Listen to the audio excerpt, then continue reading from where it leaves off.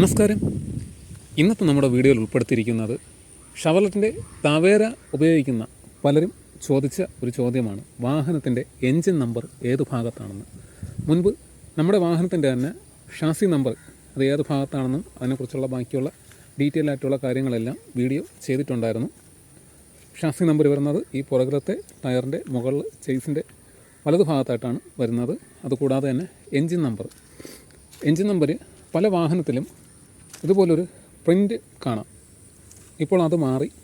ഇപ്പം പല വാഹനങ്ങളിലും റീടെസ്റ്റ് സമയത്തും അതുകൂടാതെ തന്നെ CF ചെയ്യുന്ന സമയത്തും വാഹനത്തിൻ്റെ എൻജിൻ നമ്പർ ചോദിക്കുന്നുണ്ട്.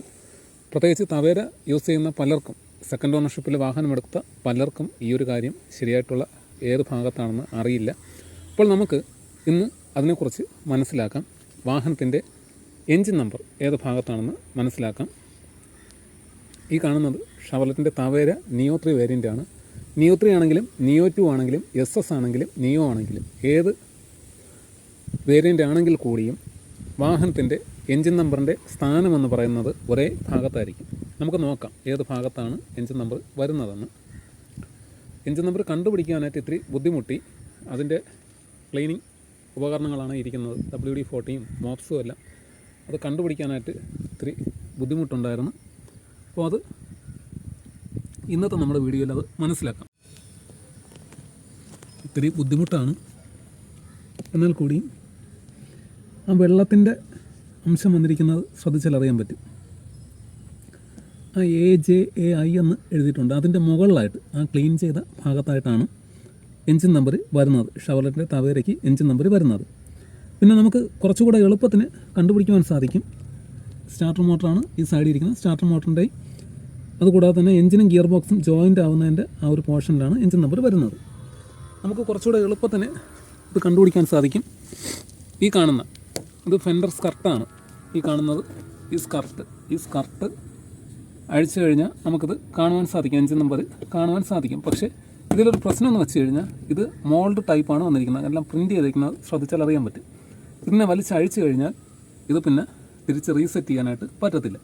അതൊന്നാമത്തെ ഒരു പോരായ്മയാണ്. രണ്ടാമത്തെ കാര്യം എന്ന് പറയുന്നത്, ഇത് അഴിച്ചു കഴിഞ്ഞാൽ ഈ ഭാഗത്തു കൂടി, ഈ ഇടത് ഭാഗത്തു കൂടി, ഈ കൈ കാണുന്നില്ല, ഈ ഭാഗത്തു കൂടി വെള്ളം ഉള്ളിലേക്ക് അടിച്ച് കയറിയിട്ട് ഈ എൻജിൻ പുള്ളി, ഈ താഴത്തെ എൻജിൻ പുള്ളിയുടെ ഭാഗത്ത് ബെൽറ്റിലോട്ട് വെള്ളം വീണിട്ട് ബെൽറ്റ് ചിലപ്പോൾ പുള്ളിയിൽ നിന്ന് സ്ലിപ്പായി പോകാനും വാഹനം ഓടുന്ന സമയത്ത് പവർ സ്റ്റിയറിങ് സ്റ്റക്ക് ആവാനുമായിട്ടുള്ള സാധ്യത കൂടുതലാണ്. ഈ സ്ലിപ്പാവുന്നു എന്ന് പറഞ്ഞു കഴിഞ്ഞാൽ ഈ പുള്ളിയിൽ നിന്ന് ചാടി പോകുന്നതല്ല, ബെൽറ്റ് വെള്ളം നനഞ്ഞു കഴിഞ്ഞാൽ പിടിക്കത്തില്ല. അത് ലൂസായിട്ടുള്ള ബെൽറ്റ് ആണെങ്കിൽ പിടിക്കുവാനായിട്ട് ഒരല്പം ബുദ്ധിമുട്ടുണ്ട്. അപ്പോൾ ആ ഒരു കാര്യവും പ്രധാനമായിട്ടും ശ്രദ്ധിക്കണം.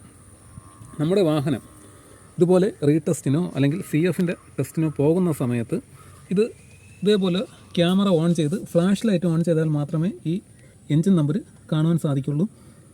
എൻജിൻ നമ്പർ നിലവിൽ ഇവിടെ പ്രിൻ്റ് ചെയ്തിട്ടുണ്ടായിരിക്കും. ഈ ഭാഗത്തോ ക്രോസ് ബാറിൻ്റെ ഭാഗത്തോ അല്ലെങ്കിൽ ഈ ഫിൽറ്റർ വരുന്ന ഭാഗത്തോ പ്രിൻ്റ് ചെയ്തിട്ടുണ്ടായിരിക്കും. എന്നാൽ പോലും ഈ ഒരു ഭാഗം കാണണമെന്ന് വെച്ചാൽ ചിലപ്പം RTO ടെസ്റ്റിന് പോകുന്ന സമയത്തോ അല്ലെങ്കിൽ വെഹിക്കിൾമാരോ MVD ഉദ്യോഗസ്ഥരോ ചോദിക്കും ഇതിൻ്റെ എൻജിൻ നമ്പർ ഏത് ഭാഗത്താണെന്ന് ചോദിച്ചു കഴിഞ്ഞാൽ ഇത് ഫോട്ടോ എടുത്ത് കാണിച്ചു കൊടുക്കണം. മറ്റൊരു വളരെ പ്രധാനപ്പെട്ട കാര്യം ശ്രദ്ധിക്കേണ്ടത്, മിക്ക വാഹനങ്ങളിലും ഏകദേശം ഒരു 95% വാഹനങ്ങളിലും ഈ ഒരു ഭാഗം തുരുമ്പെടുത്തിട്ടായിരിക്കും ഇരിക്കുന്നത്. അത് ക്ലീൻ ചെയ്ത് നല്ല വൃത്തിയായിട്ട് ക്ലീൻ ചെയ്ത ശേഷം മാത്രമേ അത് കാണിച്ചിട്ട് കാര്യമുള്ളൂ.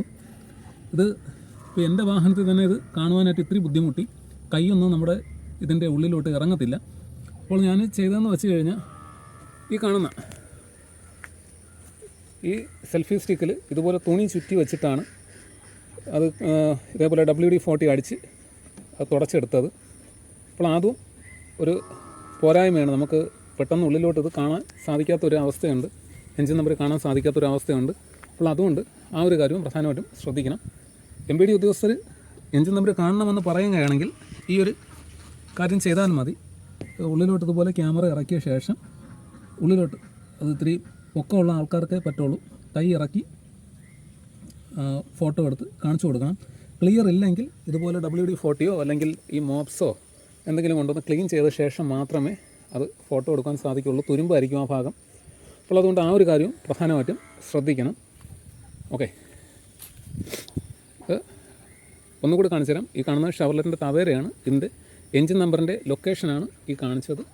EGR-ൻ്റെയും മെയിൻ പമ്പിൻ്റെയും നേരെ താഴെയായിട്ട് സ്റ്റാർട്ടർ മോട്ടറിൻ്റെ മുകളിലായിട്ട് എൻജിനും ഗിയർ ബോക്സും കൂടെ ജോയിൻ്റ് ആവുന്ന ഭാഗത്തായിട്ടാണ് ഈ എൻജിൻ നമ്പർ വരുന്നത്.